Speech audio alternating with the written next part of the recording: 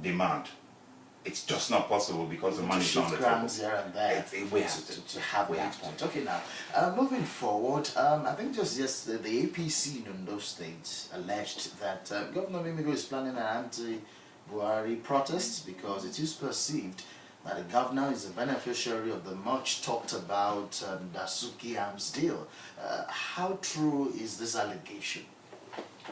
Well, from my position, it's a complete fallacy, a figment of the imagination of those who created this preposterous suggestion that Mr. Governor Olusegun Mimiko, would need to descend so low as to incite anybody to protest.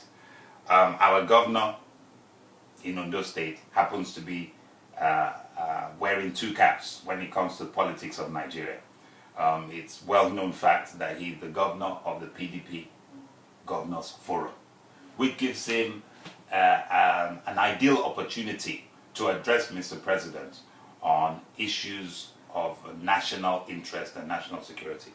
He is also known to be a very vocal individual who does not mince his words. He comes out boldly to explain situations and fight any cause. He is not accustomed to abuse or aggressive approach on dealing with issues. He's very systematic and he delivers his points quite clearly and succinctly. Now, the anti-graft, or the so-called anti-graft campaign, the war against corruption, is clear even for the blind to see. That the federal government, which is under the auspices of the APC, which was elected over a year ago, are fighting a fight that is biased, that is vindictive, that is intimidatory, and you only need to look at the cases that have been brought to the public domain.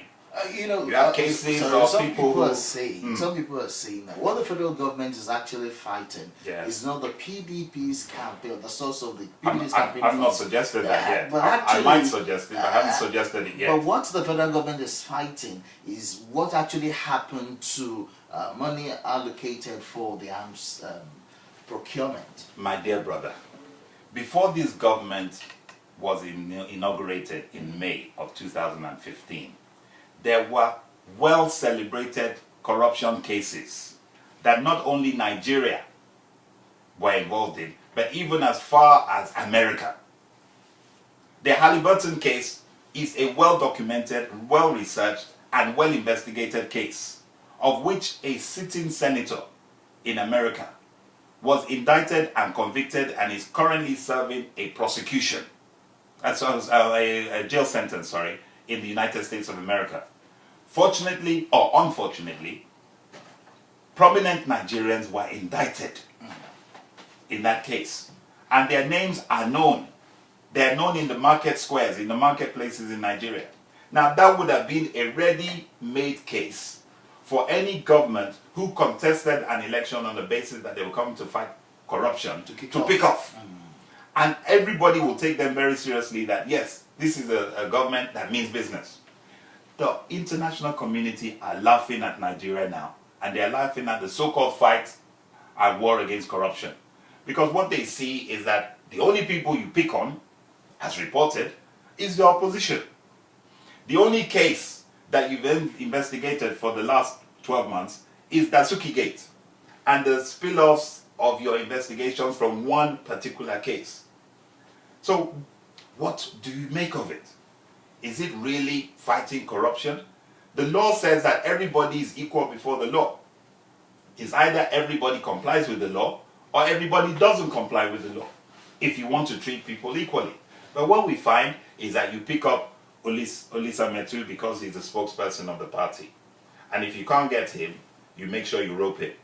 Then you go after Femi Fani-Kayode because he's another vocal instrument of the opposition. And then you go as far as descending or condescending, as low as breaking the Constitution of Nigeria, going against the immunity clause and freezing the account of a sitting governor, yet again because he's very vocal. And of course now the suggestion is they're going after our squeaky clean, Mr. Governor Mimiko, because again he is championing the cause for restructuring of the Nigerian federal system that is not working. You can't silence the opposition. And what you try to do is create a one-party state through the back door in the guise of being Mr. Integrity and fighting corruption. It's not going to work. And eventually, Nigerians will see through the veil and they will see that this is a farce. There's one thing for you to fight corruption, and I'm not against that. Professionally, I'm a barrister. So it's my job to prosecute cases. And incidentally, I prosecuted serious frauds for a number of years in the United Kingdom. If you're going to investigate a serious fraud, it will take you a minimum of 18 months to get all your facts on the table, to get a crystal clear case. And guess what? In advanced clients, you don't prosecute every case. What you do is that you consider, after you've gathered your evidence, the public interest. In that particular case. Is it in the interest of the public for us to try this case? We want to recover 2 million, but it's going to cost us 5 million to prosecute the case. It's not in the interest of the public. It's not in the interest of the purse. Sometimes you have to take somebody and make an example of him, because then it becomes a deterrent to others, because they know that if you're caught, you're going to be punished. But the history of fighting crime in this country has been nobody gets punished. And that is still the case now. It's not a serious fight. So when we're talking about prosecuting serious frauds, prosecuting corruption and investigating corruption, yes, I'm all in favor of that. Because everybody should, but it should be done with neutrality. It should be done across the board. There are celebrated cases of people who are today rewarded as ministers in this government, who have a peripheral of petitions against them. And the AFCC has turned a blind eye to those cases. And we say we're fighting corruption. So the anti-graft is mimicked.